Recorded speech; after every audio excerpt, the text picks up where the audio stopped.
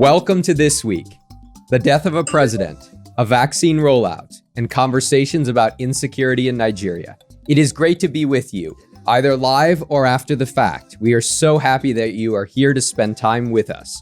This Week is a bi-weekly show on Saturdays at 1 p.m. UTC. We talk about everything from pop culture to politics to public health. Hit that subscribe button to subscribe to Leaders of Africa and the Leaders of Africa YouTube channel, and hit the bell for notifications about all of Leaders of Africa's new content when it arrives. We are happy that you could join us today. How's everyone doing this week? How are you doing, Gloria? I'm doing great. Thank you. How about you, Peter? It's been a good week. It's been a productive week. So far, so good. And I have to start with our first question of the day. And that one is to you, Violet. And so my first quiz question is for you.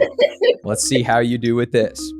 A king in South Africa recently died. Which community did he represent?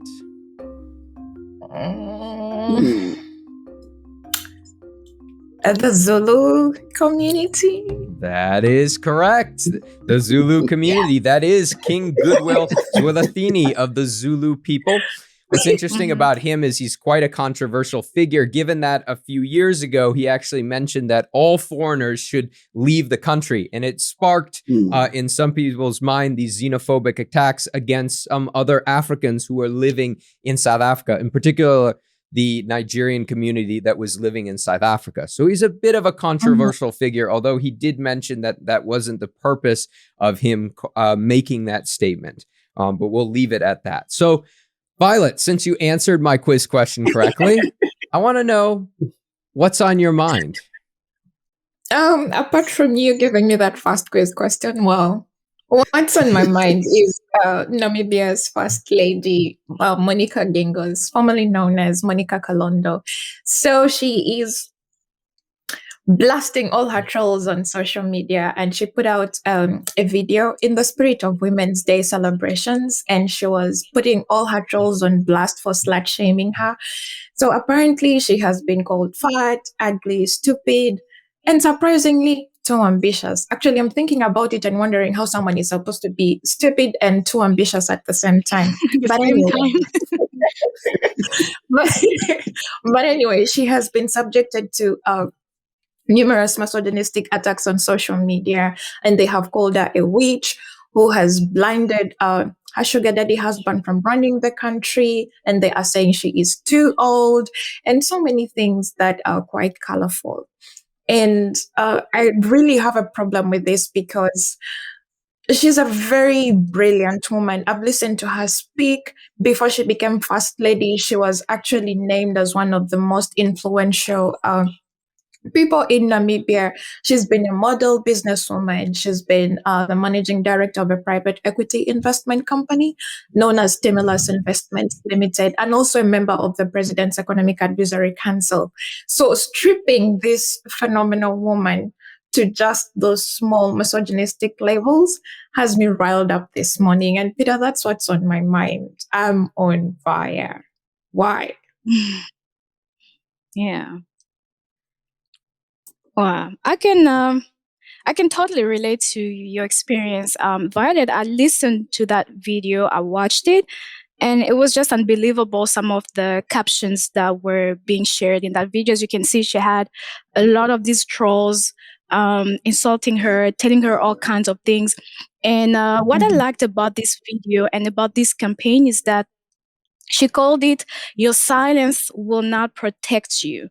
And that was very important because sometimes women to keep quiet, maybe hoping that this thing would just go away. But so many people suffer in silence.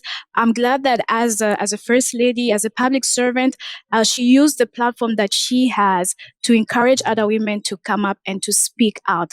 And I'm also glad that this particular message is very important in our community because we need to drive home the message that this is not acceptable. If you have an issue with a public servant, if there's work that they're doing that you don't approve of, criticize the work, criticize the job, and not the person. And I'm really glad that as a first lady, she's using that platform now to be vocal about this issue. And I'm hoping that it will help people all across society, in our schools, and even parents in our homes, to tell children that it's not a correct behavior, really, especially online. So many people hide behind these fake social media accounts. And I don't know, this has to happen at all levels for people to start thinking differently. I'm curious to know what you think, Ghana, because you've been somebody who's talked quite a lot about issues of social media and its role in sort of society, as well as reflecting societal values, or perhaps reflecting the worst of societal values. So I'm curious to know what you think on this point, Ghana. Recently I chose to be a little bit active on social media because I've been passive for the most part. And people started calling me all sort of name, and I was like, is this a space for frustrated fellows, or people that need some kind of re-education, moral re-education. But by and large, this issue, I don't want us to frame it as a gender issue for many reasons. And before I actually get into the details of that, I like to say that this has no place in the culture of Africa. Women are treated with respect. And I strongly wish she has seized this opportunity to retool the conversation about what we need to do better as parents. Because people that are contributing to this conversation, they are product of a particular home.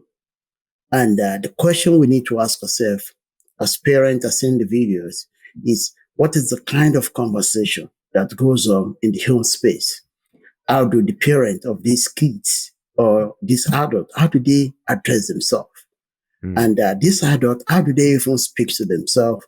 How do they treat the women in their circles? And how do the boys in the circle, in the family, speak to one another? Because all these things are because the problem we are beginning to see on social media spaces, to me, they are a carryover of the problems that we have in our households. And as one of the mothers of the nation, what one could have expected for her is to use that opportunity as a national teaching moment. It was great she called out the individuals who were involved in these very despicable activities. But I think she should have gone an extra length, calling to issues that deserve serious attention by all stakeholders in the society, by parents, by religious leaders, by schools, our institutions, and areas of the society where people get educated about what is accepted and what is not accepted in the society. And I think that is something she missed out of the conversation. Very important to me. Important because social media spaces, they are not a creation of themselves, because they are populated by individuals from homes. And from those homes, from those families, we might have a lot of issues that are a reflection of what we are dealing with in the society as a problem. And one of the places where this tends to manifest, in my own opinion, are social media spaces, whereby somebody can hide under, this what I call the hidden hidden component of technology to perpetuate certain things that ordinarily they couldn't have done when they see you face to face. So I want her, and I call her attention to this, that as a mother of the nation, she needs to go a little bit forward to extend the conversation and make it an educational moment for the entire nation, for the entire continent, and for our world, because we need it to happen. Framing it as a gender issue is something that I'm going to push back a little bit. Well, Ghana, I will push back a little bit on you and still call it a gender issue, because honestly speaking, I do not see men getting attacked based on their character. Men in leadership, political leaders who are male, typically it's the women. So for example, if we have a male political leader who is not doing well, or who people are not happy with, they are going to come against him based on his work, based on his track record. But for the ladies, They call them sluts, they call them all sorts of things. And this is what I am not okay with. And that's why I'm insisting on calling it a gender issue. It's gendered because if they are not happy with Monica as the first lady, then they need to attack her on the basis of her track record or on the basis of what they think she has done, and not attack her character. Because I think what's good for the goods is good for the gander as well. So if they think that she is a bad influence on the president based on some of the decisions he has made as president, then I do think that they need to attack the president for his actions and not attack his wife on behalf of the president, if that makes sense. So I still think it's a gendered issue, and women and men in leadership are not being treated fairly. A quick one for me, I would say I do. I'm curious to hear what you think, Gloria, on this point. And you also mentioned, Violet, and perhaps we can reflect on this, that it's not just the matter of sort of the interrogation of her physical attributes as well here, but you mentioned, Violet, that it's also an interrogation of the policies of the person she's married to, that is the president as well, which is quite interesting right there. Yeah. So I'm curious your thoughts on this, Gloria, or any sort of reflections on some of the arguments that Violet has just made in response to Ghana. I definitely think there is a gender aspect to this. We cannot remove gender out of it. There's definitely gender. It's been consistent. It's been happening for years, for centuries. This kind of attacks on physical appearance and all of that, usually they go towards women. And I would say that we should definitely look at this through the gender lens, but also for real change to take place, it has to take in the entire society. That's where Ghana is coming from. And I do agree with that. It's not just dealing with this as a gender issue that would lead us to the kind of solutions that we want. We need to involve everybody in the society. We need to have everybody at all levels. As I said in the beginning, parents, it needs to start at home. It needs to start in our schools. It needs to be talked about in our workplaces. So that would involve the entire society. And I do agree with that from Ghana's perspective. So one of the other things that we can sort of build into this conversation about sort of the gender issues that we're broadly speaking about is the fact that the president has been married a couple times before. He's been divorced. He divorced twice, and not too long ago, I believe it was in the late 2000s, in which his or it may have been even more recently that he was divorced a second time. So how does this play a role here? Is there also a dimension not about policy, not about sort of a woman first lady, because there are plenty of first ladies that are there, but is there another sort of commentary going on about family matters or this dimension as well? Well, I do see them calling her, calling him her sugar daddy, probably in reference to the age difference between the two of them, because she is 44 and he is, I think, about 79 years old. And then, of course, they begin making other slurs about if she can have children and all things like of that nature. And probably, of course, since she is the third wife, of course, that might not probably sit well with most people. But then I would like to put the challenge out to everybody. I mean, if this is his third marriage, he is the common denominator, not she. So I still do not see any justification for attacking her based on the fact that she is his third wife or she chose a sugar daddy, because he is the common denominator in all these marriages. I think we should be looking at him instead and not the first lady. And I also think that I mean, these are two grown-ups that are making decisions for themselves. So I don't think that should be an issue. I think that people are just bored and people are not happy with some of the policies maybe they hasn't put out there. And instead of going after policies, they're going after her body and also and her character and her nature, which shouldn't be the case. So as Gloria and Ghana has already said, we need education on this, because most of the time women are attacked. And when they are attacked, instead of attacking the works they are doing or policies they've enacted, we don't go for those things. We just attack where they are coming from. We just attack their families. We just attack their physical bodies. And we just see all sorts of things about them. But if a man do the same thing, we just quiet. We attack them on a different basis.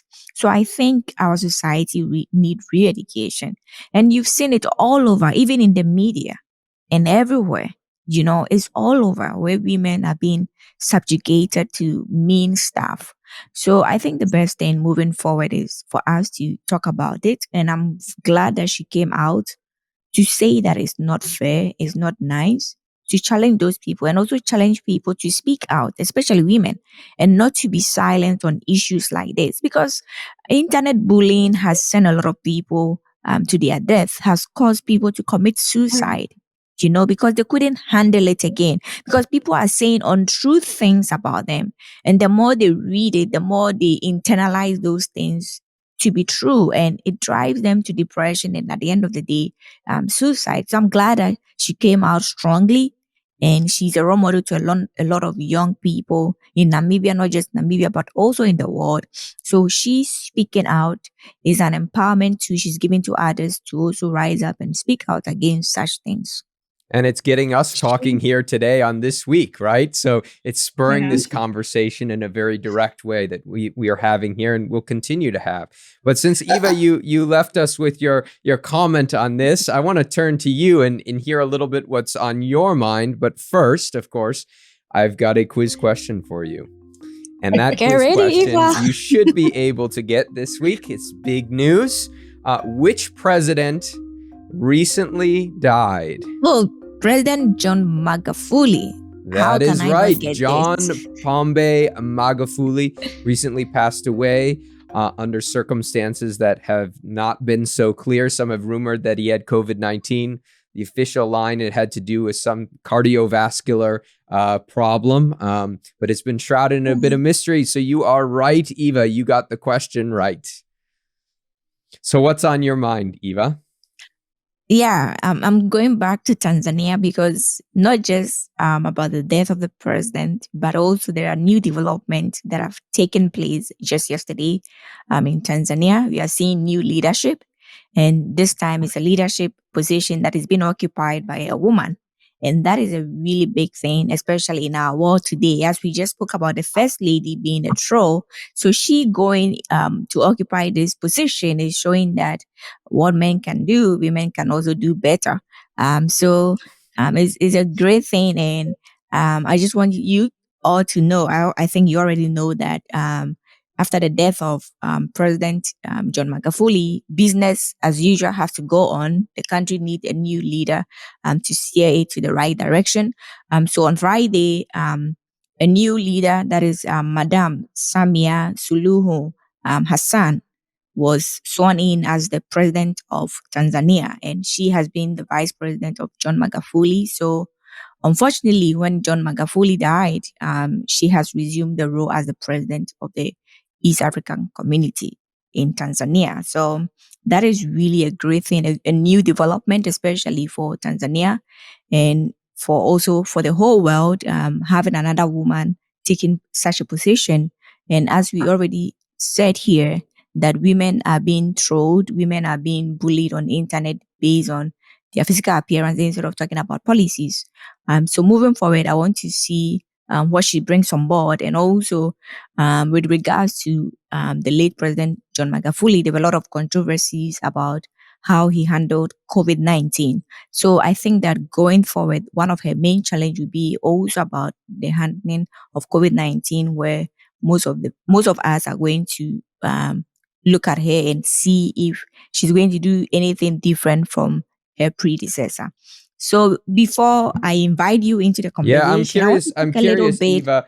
You know, we've learned about this on the news, and I've been reading a lot of stories about what's going on, the transition of power, the death of a fairly popular president in terms of Tanzanians' embrace of their former president. But I'm curious about this former vice president, now president. What do we know about her? You know, what is her background? What got her to this position to be vice president in the country? And perhaps what will that tell us a little bit about what she plans to do when she's in office. Can we learn anything there? I'm curious to know. Yeah, this woman has been like on the international scene. We've not really heard much about her, but in Tanzania, she has been working really hard and pushing for the growth and the economic development of Tanzania. So she began her political career in the year 2000, where she ran for office as the House of Representative in Zanzibar, and she won. And actually, when she won, she was also appointed as a minister. So right away, she assumed an important role, a member of the House of Representative and also a minister at the same time. Though this tells us that she's really a hard worker and an experienced person who they believe that can bring something on board. And also in 2005, she re-ran again and she won. And when she won, she was reappointed as a minister, I think Minister of Labor, Gender and Development. And this is a very important track record or career record for her, because most of the time you don't really find, especially on the continent, you don't really find new politicians or like quote unquote inexperienced politicians being appointed right away as a minister. It takes time before they get ministerial positions. So for her coming in and appointed right away tells you that she has a very good track record, and she's also a hard worker. And in 2010 also, she sought another election to the National Assembly and she won, you know.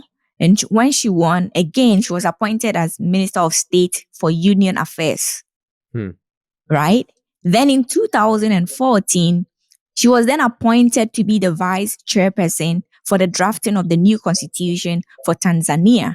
So they saw the role she played. She played an instrumental role in drafting the new constitution for the country. And I think based on that, when President John Magufuli was contesting for the presidency, she nominated her to be her vice president. And she's been working with her throughout from 2014.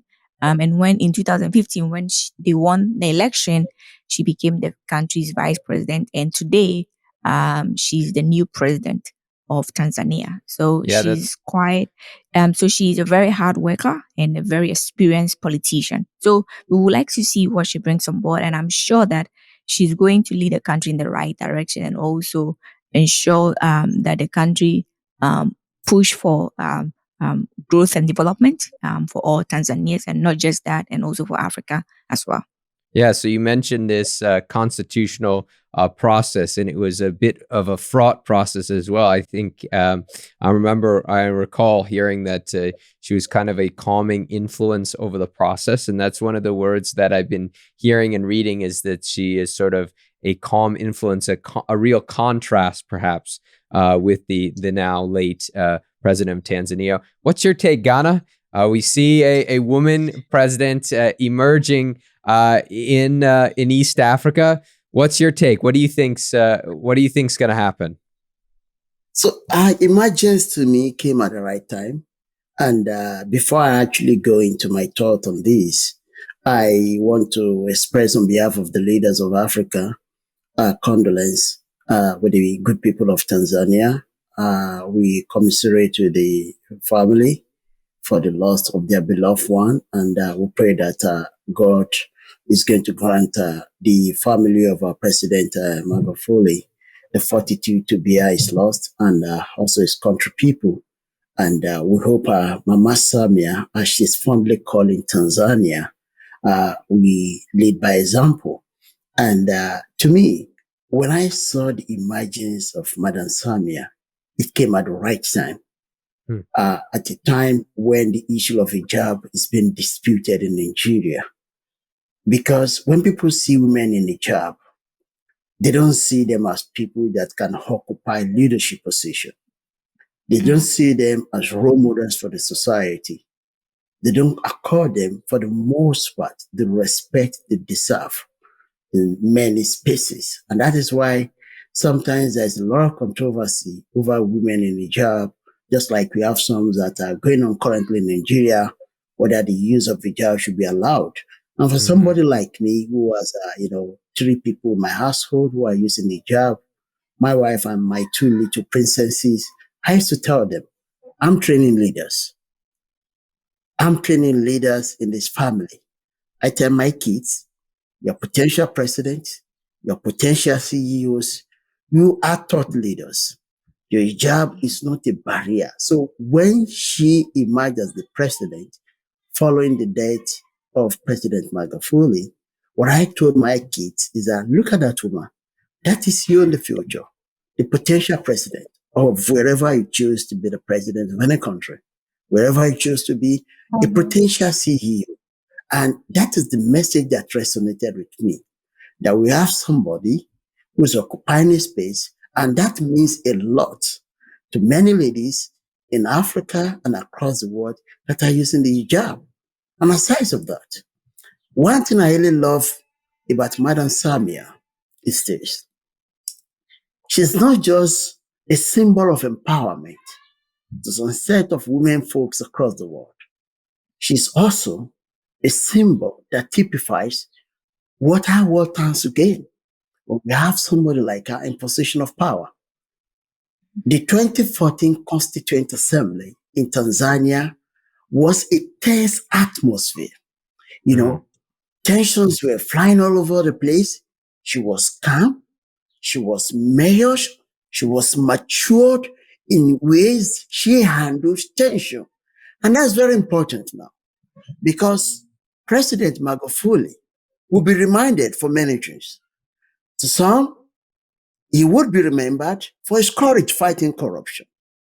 And to some, he would be remembered for leaving a sharply divided country as a result of the nature of his personality. So Mama Samia coming on board at this moment in time with a personality that contrasts sharply and markedly with that of President Magufuli is an opportunity for tension to douse and to calm down in the country. So she's bringing a rare trait to bear to influence the outlook of governance and the unity, the issue of unity that is severely constrained currently in the country as a result of the personality of President Magufuli. This is no judgment on the personality of President Magufuli. I'm one of his biggest fans. Give him the courage he brought to bear fighting the issue of corruption.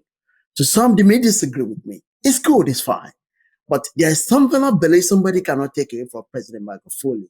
It's audacious boldness to tackle the issue of corruption head front. I mean, he did well in that aspect. And it's somebody that may have very little tolerance to issues of oppositions and what have you and what not. But I love to celebrate him in the areas that he has done well. And I like to call him out in areas that he hasn't done well.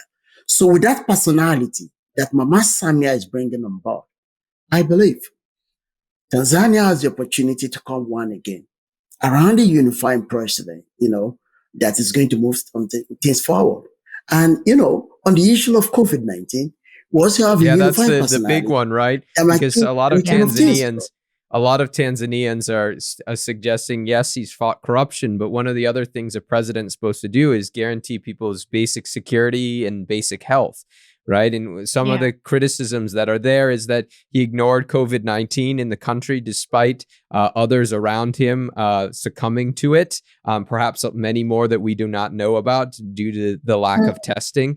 So that is a major concern people have with him, given the fact that there was a lot of information that was shared about COVID-19. So it wasn't like it was something that was a mystery that we didn't know so much about. We did know about it. And another criticism you saw was where he sought medical treatment, right? The fact that he sought medical treatment outside of his country, suggesting that perhaps the infrastructure that had been built in Tanzania, which is one of the countries with one of the highest infant mortality rates that is there, and also deaths of mothers across the continent. It's actually on the higher end.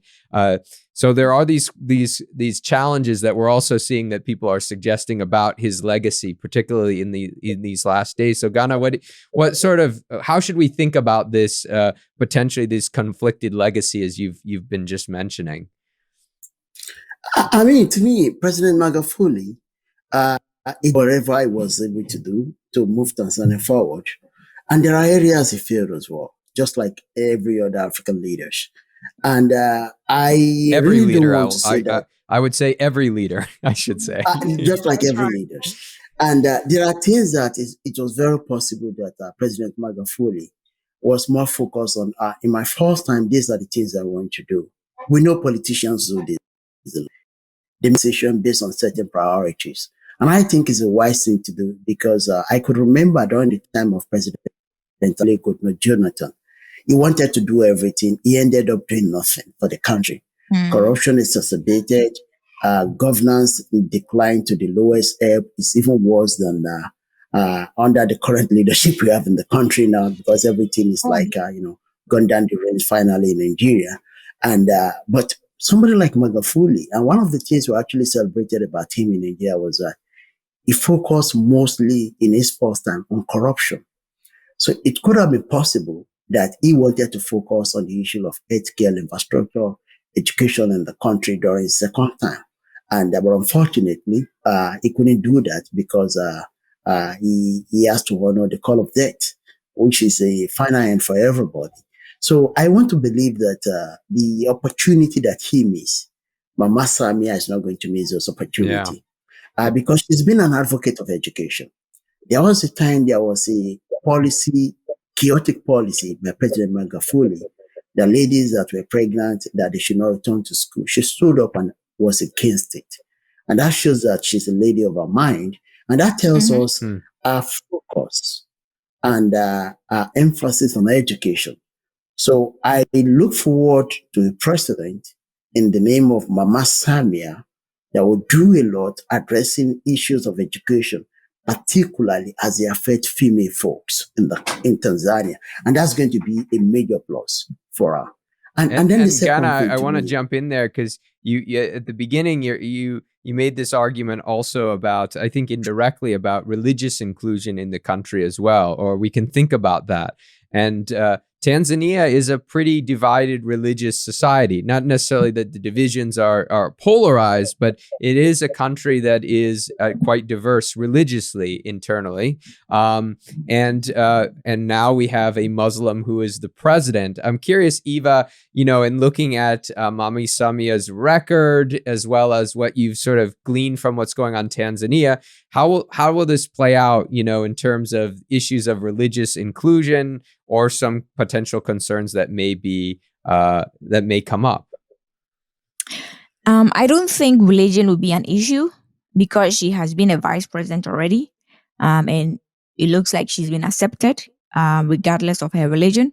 I think the only basis that we can judge her will be the role she plays, what she brings on board, the agenda she's able to promote, her development, her trying to move the country in the right direction. I think that is the basis we should judge everyone and anyone, because at the end of the day, it's not the religion that is going to move the country forward. It's not like the religion is going to come in her way or will be the one to say that. I'm trying to put it in such a way that, like, it's not, though her religion have an influence on the way she does things and the way she do things, but I don't think that we should use the base of her religion to judge her. I think it has to be about the role she plays, her responsibility, and what she brings on board. Because at the end of the day, when you are hiring anyone, you don't think about their religion. You don't think about, because they are in this kind of religion, they are going to perform well. No, what you think about is what they bring on board, their ability to perform the tasks at hand. So I think that should be the basis for which we should accept it. And I think that a country like Tanzania is a little bit inclusive because though they have like 61% of the population that are Christian and 35% that are Muslims, and the others are from other religion. Since she's been vice president and also she's been in politics since the year 2000, it looks like she's fine. That has not been an issue, and I know that there are a lot of Muslims too that are running different position in the country. So I'm sure that she'll be fine. I'm sure that in Tanzania, her religion will not be a bigger factor to judge her, but it will be about the policies and the things she brings on board. Sure, I'm interested to see how things play out, because at the same time as we may not think that that's a reason for her to be judged, it's another thing for what the citizens in Tanzania and how they may react to this. Because one of the big things we have to keep in mind is it's an unexpected change, right? The citizens had no real say in her becoming president. Yes, as vice president, yes. But the expectation was that the president would serve out his term. And one of the things that we can see is that she's beginning at the beginning of a term, right? So this is not like, oh, she's just going to be there for a couple of months before there are new elections. Elections just happened last year. So she's got a lot of room and a lot of policy space to really perhaps make a difference and to have these conversations that we've mentioned. And I before we go on, because we are up against time just a little bit, I do want to show on our screen the perceptions of sort of women being as equal leaders as men and what Tanzanians think about this. So what you're seeing on your screen is results from Afrobarometer, and they asked citizens to agree or agree with one statement or another statement. And the first statement is, men make better political leaders than women and should be elected rather than women. That's statement one. And statement two is, women should have in the same chance of being elected to political office as men. And so you can see in Tanzania, most of the Tanzanians who answered the survey, the Afrobarometer survey, said that they actually think that women should have the same chance of being elected. And of course, as we are in the celebration of women in the months of March, and we just had International Women's Day, these should be encouraging numbers or encouraging figures in Tanzania, and perhaps encouraging news. So we'll leave it there today. But of course, we're going to continue this conversation as things transpire in Tanzania. But I want to turn to you, Gloria.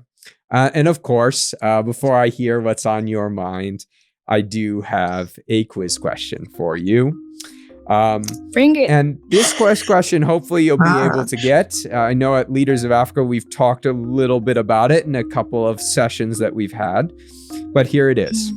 Nigeria is the center of mining for which currency? The thing that comes to mind immediately is cryptocurrency. Yes. Do you want to name a currency or perhaps the most popular? Because there are many cryptocurrencies out there.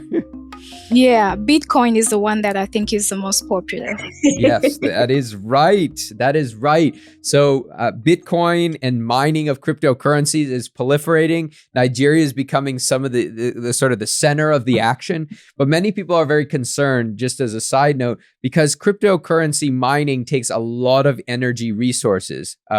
And so some are very concerned that the mining proliferation is going to lead to adverse environmental impacts. And so that's one of the things that people are talking about right now, and how that's going to play out as cryptocurrency becomes this big thing, including in many African countries, and the center of it being Nigeria. So you are right, Gloria. Congratulations. You get this week's news quiz question right. And so now I'm just curious, Gloria, what's on your mind? Well, it's a good thing that we were talking about Nigeria, because what's on my mind is a story coming out of Nigeria. So the short of it is that dating has become an expensive business, and especially for men.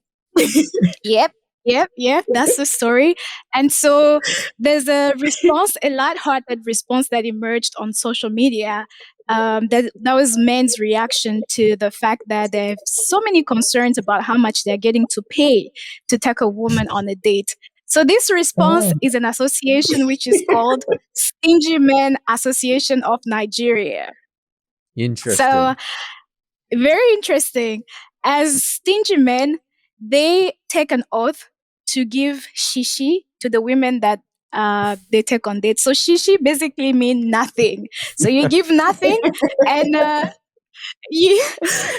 this is also expressed in their motto, which says, "Let me see what I can do." So basically, if a girl calls and say, "Hey, I need this, I need whatever," he's like, "Okay, girl, let me see what I can do." So basically, that is the stance that men are taking right now when talking about dates, because they don't want to be paying for lavish dates. They don't want to be paying for expensive gifts or even giving cash on demand, because there are women who actually are expecting for the men to take care of their every need, and that is becoming hard for a lot of men. And so this is a revolt for men in Nigeria. But this may sound like comedy, like something lighthearted, but it also speaks on a very serious issue about how young people in today's society treat each other in relationships. And relationships are increasingly becoming very transactional. It's about, what can you do for me? What can I get out of this? And so it's a valid concern. And I think not just from the men's side, or even from the women's side. On the flip side, some women defend that, saying that because men nowadays, they want to date with sexual benefits. So for me to not feel used, this is a way for me to get something out of this relationship. Both of these, personally, I find them to be very flawed logic, because relationships shouldn't be based on any of this. But yeah, that's what's out there. Interesting. The Stingy Man's Association. We show the membership card on the screen. Can you tell us a little bit about that? So do they have like a formal membership process, a registration process? How does that work? Yeah. Exactly. So the card that you just saw on the screen.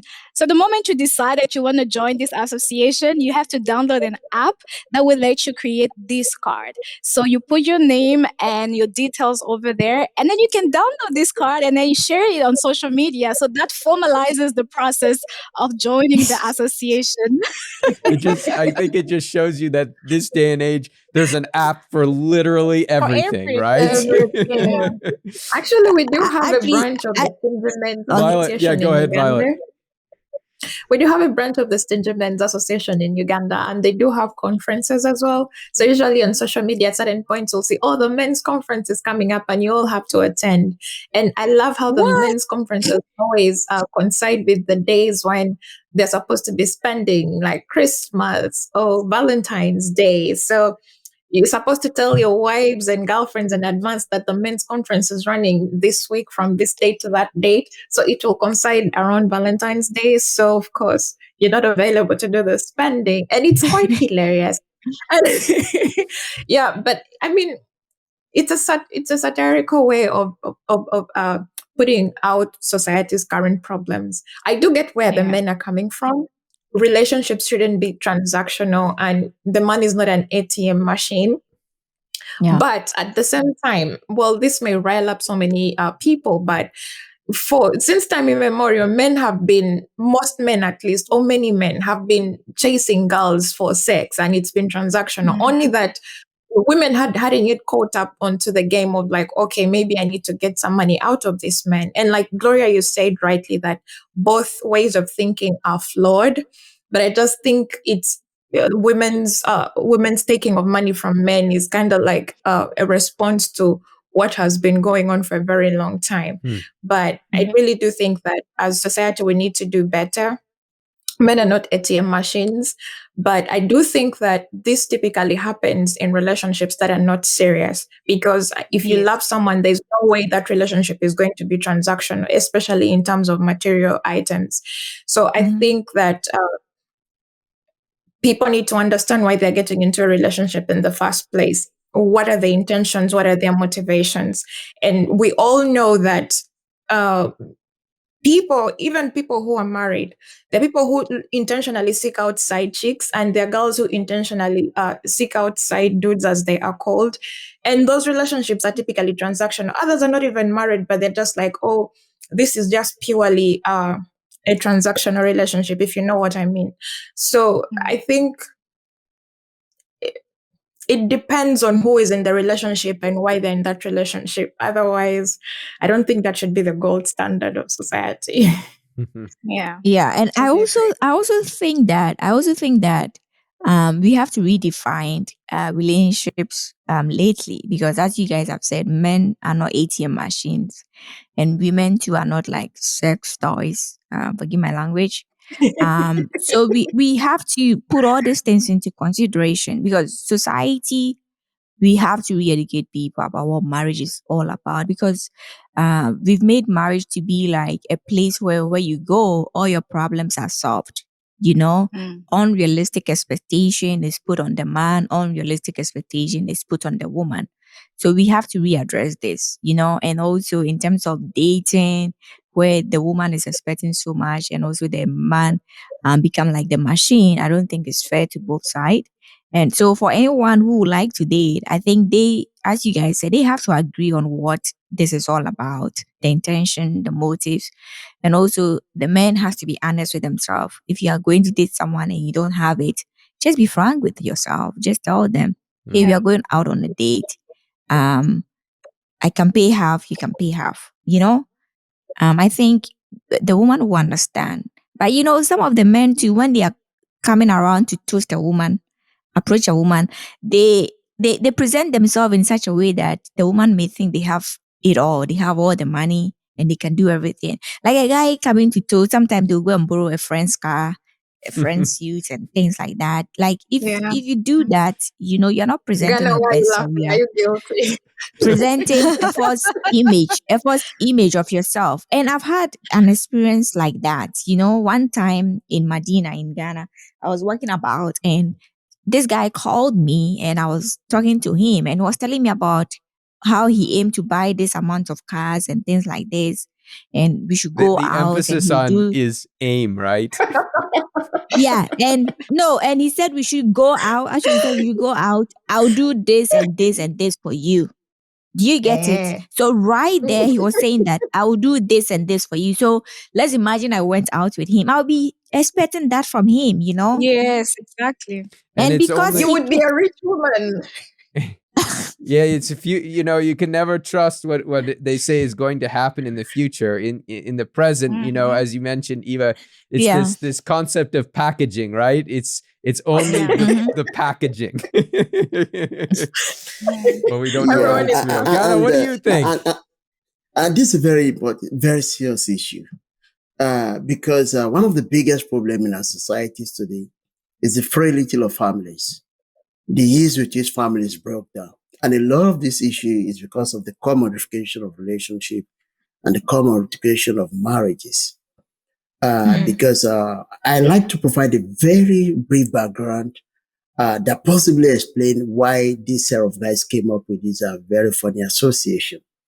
So in our days, in the days of our mothers in Nigeria, they endure hardship to build homes and to build personalities that eventually build the country that we inherited.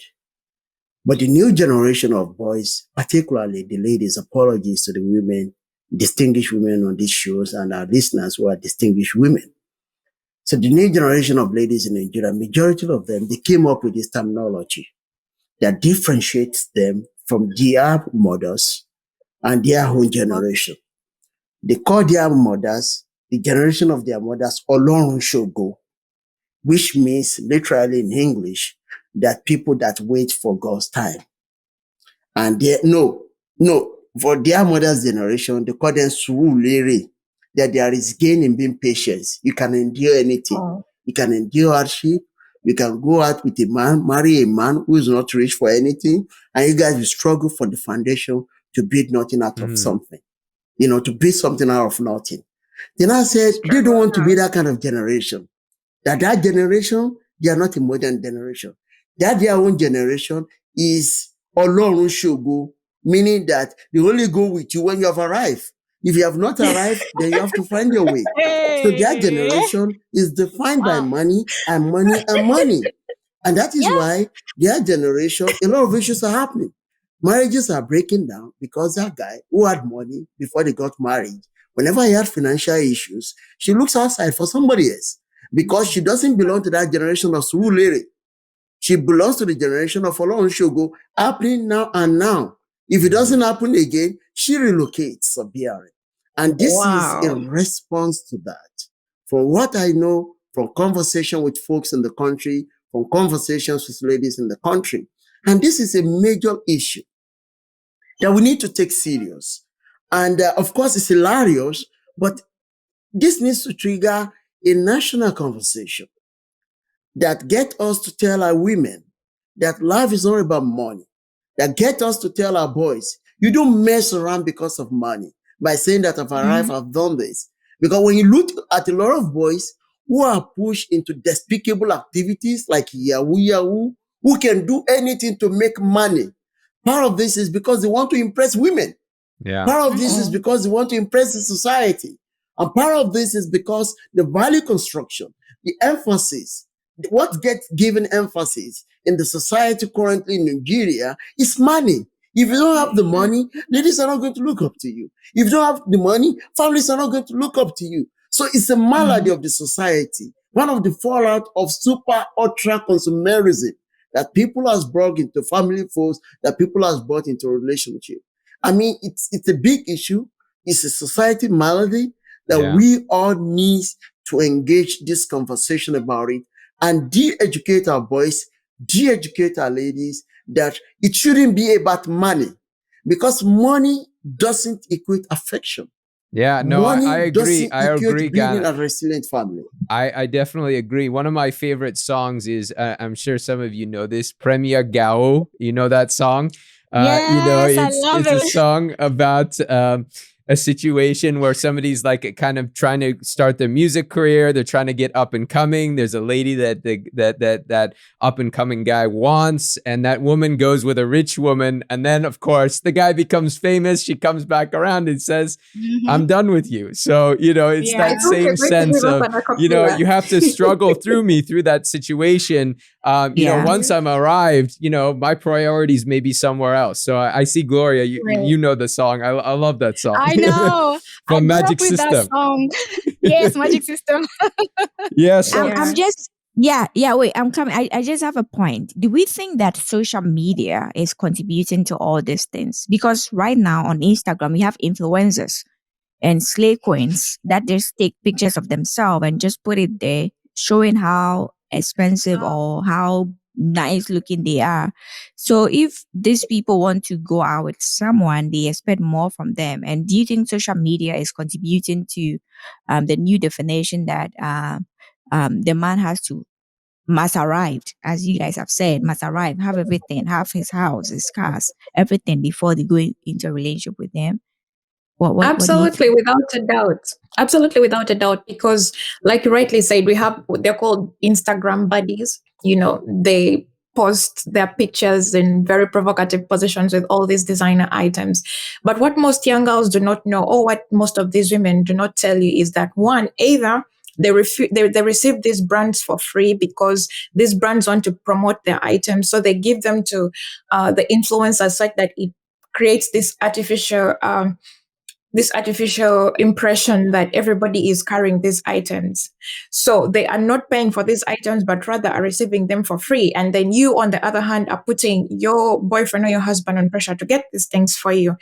And then secondly, some of them or many of them are sugar babes.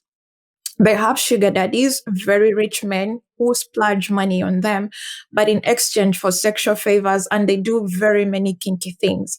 And so those are the things that they do not tell you. So for most young girls who are just on social media, on Instagram, particularly young adults and teenagers who don't know better, see these girls and then think that that's the way it should be, because she'll be on social media and she'll be like, hi guys, so my sugar daddy or my man got me this. And then you're like, this is what I need to do. But you forget that your husband or your partner is average. And I'm not using that in a bad way, but most of us are average. If you look at the curve, the normative curve. So you forget that your partner is average, or he's still on the come up. He is not yet at that point. And then you put unnecessary pressure on him to get you those things. But you forget that the way these girls get these items is not the correct way. All those items are for free. And so you put yourself and your partner in a very compromising position. But sometimes the way these things are got is not correct. And then I just want to remind any young girls out there who may be watching that material items are not the end all and be all. You can have all these things and have no peace. And it has an effect on your mental health and eventually on your physical health as well. So choose wisely, because I've had girls say they would rather cry in a Bentley than laugh on a boda boda. But girlfriend, when kills you for richer sacrifices, they say, or if he's an abusive partner and out of intimate partner violence kills you, or maybe because he's spending so much on you, he treats you like a piece of property, you're going to die, or your mental health is going to go down the drain. I don't think it's going to be worth it at the end of the day. I want to turn back to this sort of the stingy man's association part a little bit. And one of the things you oftentimes hear from young men is that they find it very difficult to have the financial stability or the financial independence to make an argument, not to have a girlfriend, but to get married, right? Because sometimes the daughter, the future bride-to-be's family is expecting something, in advance of the marriage, right? Sometimes that would be a dowry. Sometimes that would be just showing that they could take care of their future wife. But with economic conditions as they are, with unemployment high, and we're in a period of a pandemic where it's hurt the economy even more, how should we think about the ability of men to communicate their financial stability or financial independence such that they can they can get married, as opposed to sort of living with their partner or having a child in the interim, as many people do? They say, let's avoid all the marriage things. Let's avoid all of that part. It's complicated. So they go that right. So what can we think about, and what can we do to sort of deal with some of these concerns that many men have when it comes to being a young man trying to get married? I would say, Peter, things are different in different cultures, but in some African cultures, I think our society and our families should help young people, because sometimes people want to get married, young people want to get married, but families come up with killer demands for dowry. And that many times has stopped a lot of couples from getting together and get married and start their lives. And I think we need to rethink issues with dowries, the kind of demands that we're putting on our young children before they get married. Sometimes they'll tell you can pay in installments. This year you give this amount of money or this amount of items, and then come back next year you pay like that installments until it's sad. We're laughing about it until you finish the whole amount. That's when you get married, and this can take years for some people. And these are things that we, as part of society, we should not encourage. Honestly, if people have good intentions, they have what it takes to come together. We parents and everybody in the community should support young people as much as possible. Yeah. You're right. That's so funny, Like a big this installment transaction. I'm hearing this for the first time, that people get to pay down in installment. And it's a major issue, Pira. And one thing that I think one of those conversations we really need to get into, maybe in one of these this week's session, or possibly during one of the Hangout series, is about the issues surrounding families in different parts of the world, but with a paid focus on Africa. You see, this issue of people finding it difficult to get married is one of the reasons why you have a lot of children out of relationships in Africa. It's on the high side currently, recently. And what that means to me is that it's an attack on the family institution, because we begin to have families, people that are meant to raise families together, now struggling to raise families apart. Because that guy, because he's not officially married to that lady, he doesn't feel any responsibility other than, betting some kids for that lady. And the way he's doing it with that lady, he does it with another lady. He does it with another lady. He does it with another lady. Within a year, he might have fathered more than 5 children. And within a couple of the next, if you put timeline to it, like 4 or 5 years, he possibly could have fathered close to 20 children, because he got no responsibility to nobody. And one of the drivers of this, one of the factors that is incentivizing this, is the amount of money people have to pay before they can get married to someone.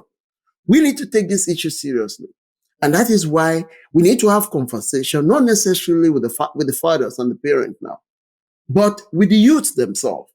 If you know that your lady, you're going to get married to a man that you love, it's your responsibility to educate your parents that I don't want any transactional type of dowry.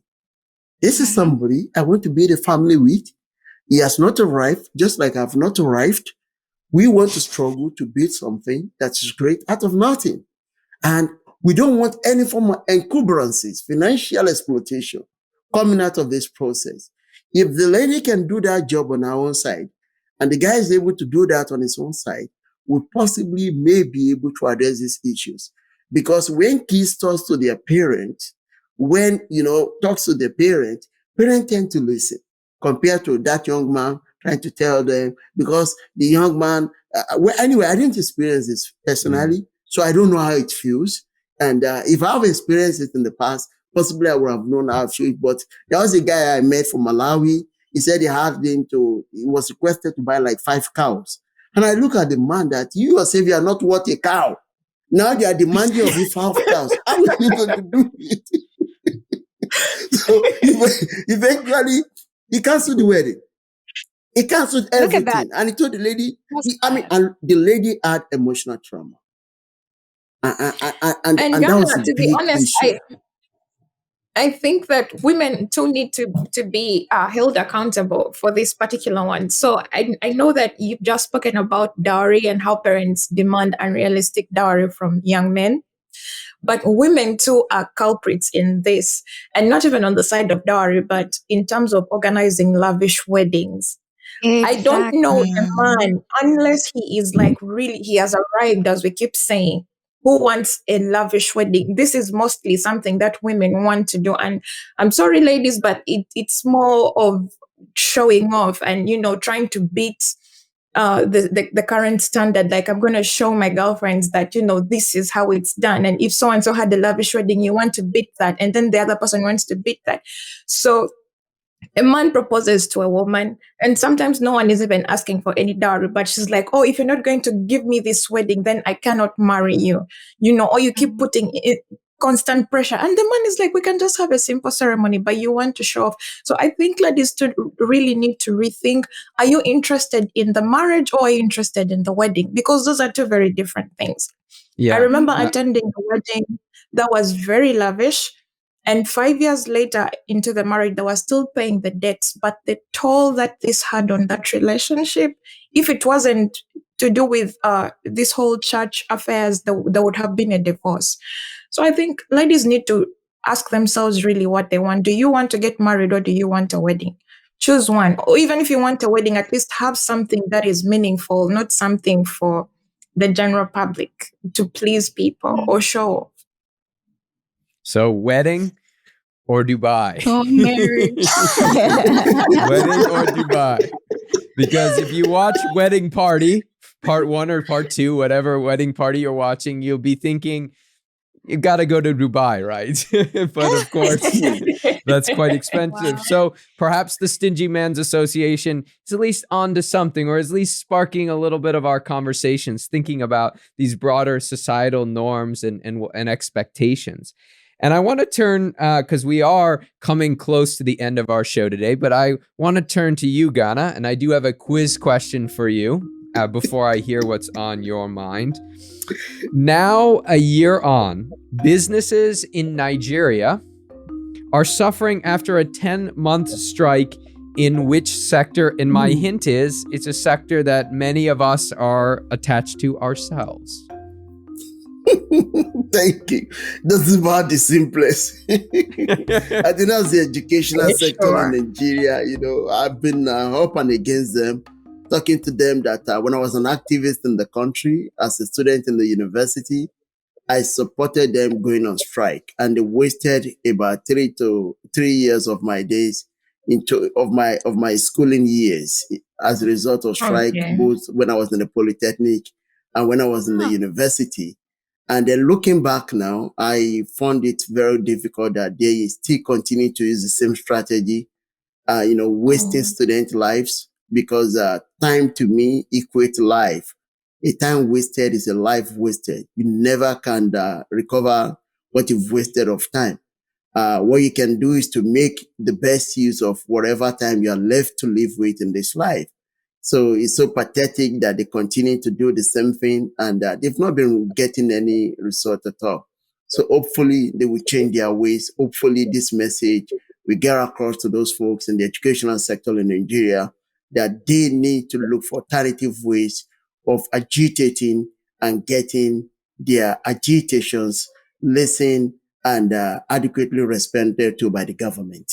So what's on your mind, Ghana? So obviously you got thoughts on education and higher ed and the strikes, but what's on your mind for this week?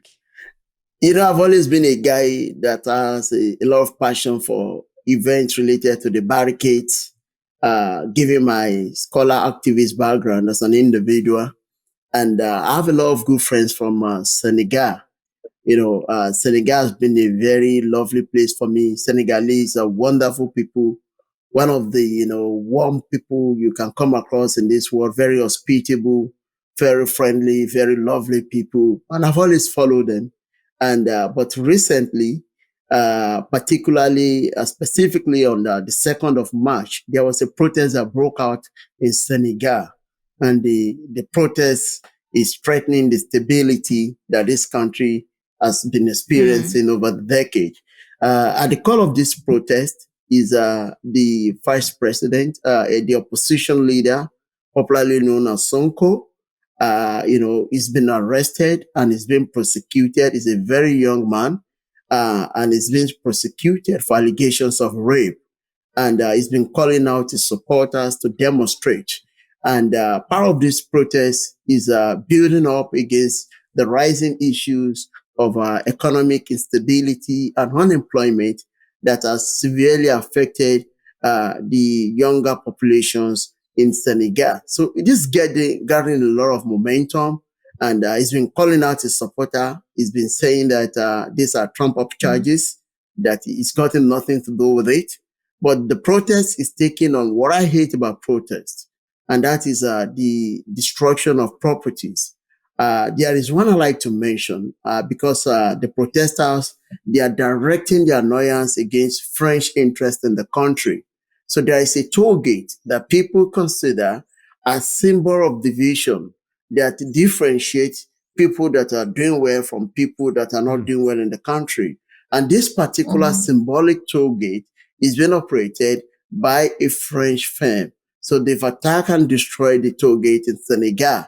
And you may recall that in Nigeria, at the call of the End SARS protest was also a toll gate that some people consider as a symbol of economic oppression in the country, particularly by the person that they consider, quote and unquote, the person that is in charge of the entire economic resources in the state of Lagos. So interestingly, the same thing is playing out in Senegal.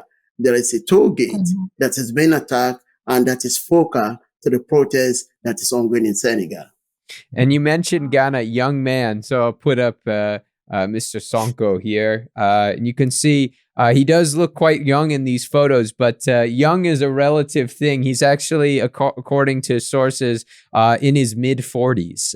So I guess relatively young, but looks young. Please allow me point out the double standards. When they were shaming the first lady of Namibia, they called her an old hag, and she's 44. You are calling this man young. A young man.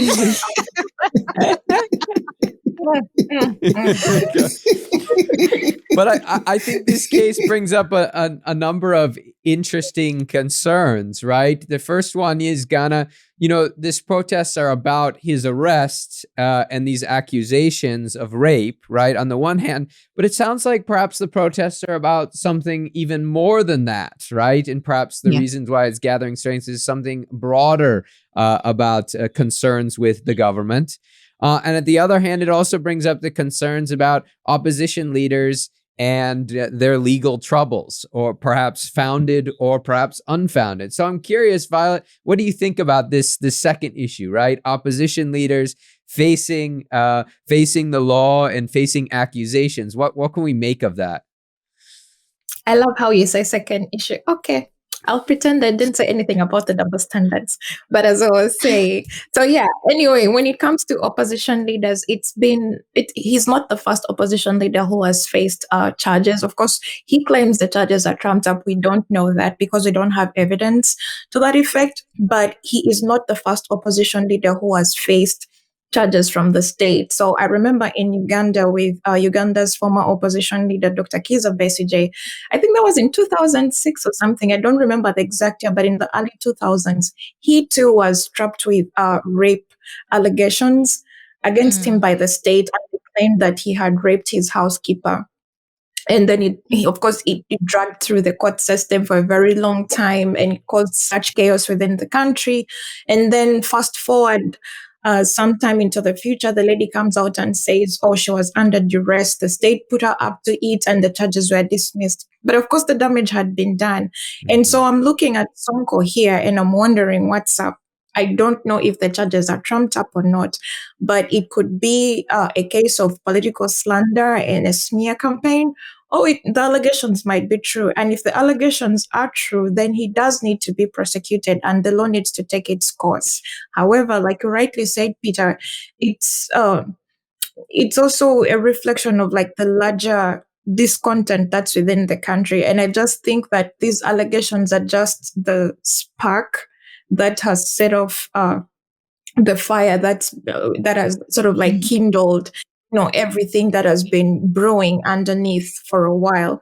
And so I think that I don't know if that's even possible, but I really think that the administration needs to look at the larger issues, because to be honest, I do think that the country is suffering a lot of economic pitfalls, because right now I think they are still using the French franc as the national currency.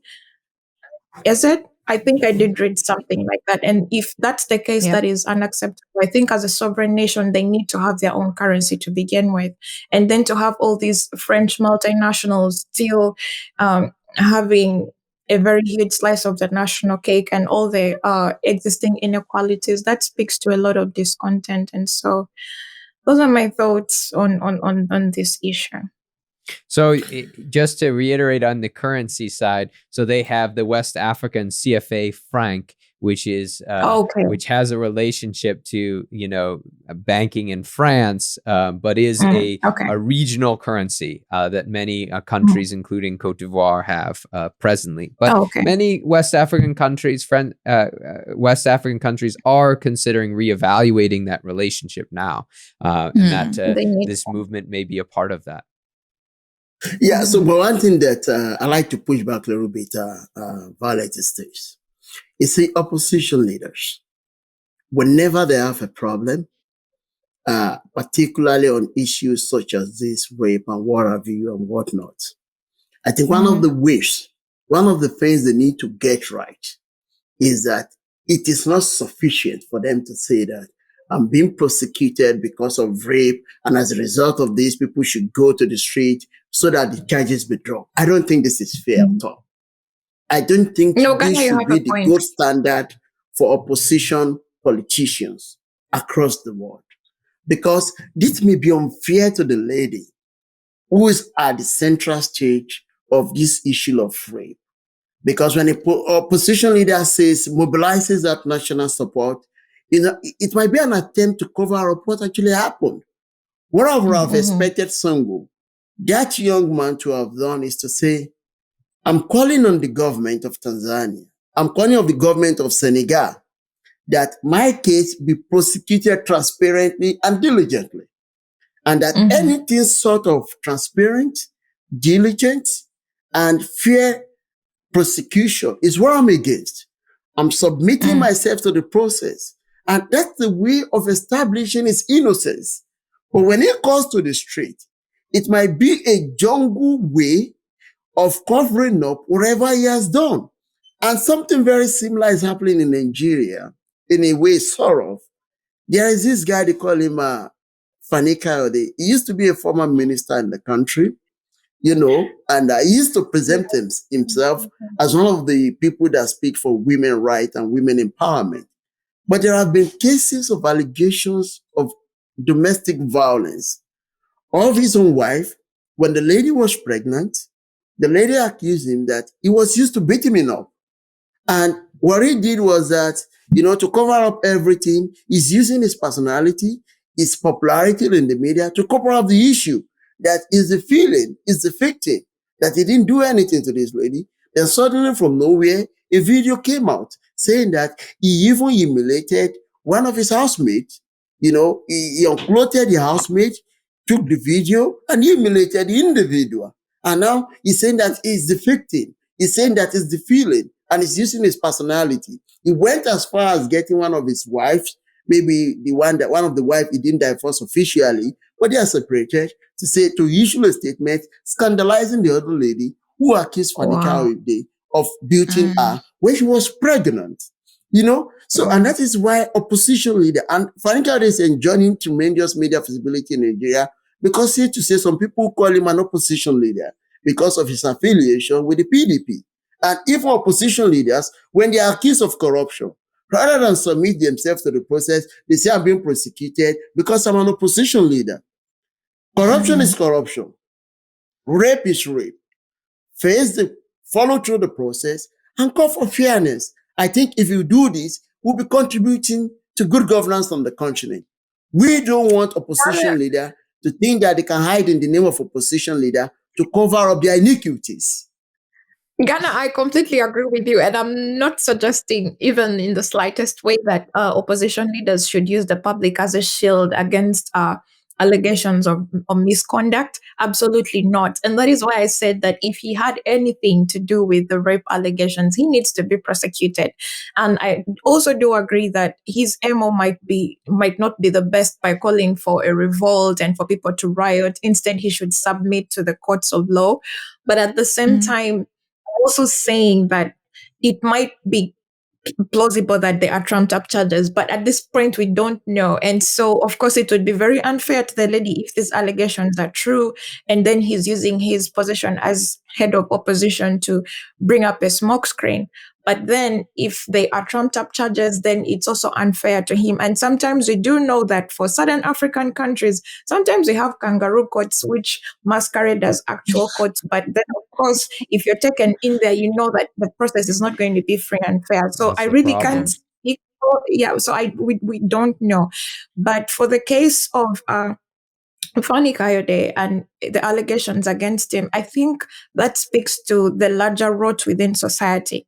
Because if he's enjoying media coverage at that level and yet he has domestic violence allegations against him, we need to ask ourselves to begin with, what is the media that's giving him all this coverage thinking? What are the morals of those people to begin with? Because if again, this is probably a discussion for another day, but for most sub-Saharan African countries, issues of intimate partner violence and them being criminalized are still very much in the gray areas of policy. So you'll find that generally for gender-based violence, where someone sees a random woman and hits them, that's a criminal case.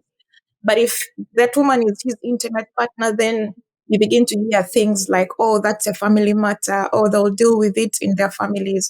Or maybe even the victim's family is saying, don't embarrass the family, you need to keep it hush-hush. That is the father of your children. How do you stand in public? I mean, so I think before I would even blame Kayode, I would begin by blaming the media that's giving him all this coverage, because if the person is a criminal, then he in no way deserves to be glorified, but he needs to be put in his rightful place. If his wives are not in position or are disempowered to come up against him, then the media needs to do a service by writing about these things, because they are the bridge between society and society's leaders, and they're the ones who need to expose all these things that are going on. And so I think it's a much larger issue that can be discussed another time, but I think that there's a lot to unpack here. Well, there goes the drums. I'm hearing the drums, which means that we are up against time. Of course, we could talk a lot more about what's been going on in the news, including the stories that we've raised today, but we will save that for next time. In the meantime, I want to thank everyone for joining us live or after the fact. Again, we'll see you again in 2 weeks for This Week. In the meantime, hit that subscribe button down below, that big red button that says subscribe, and hit the bell for notifications to be alerted for all of Leaders of Africa's new content when it arrives. And that's all for this week. Now on to next week. Be safe, be well, and take care.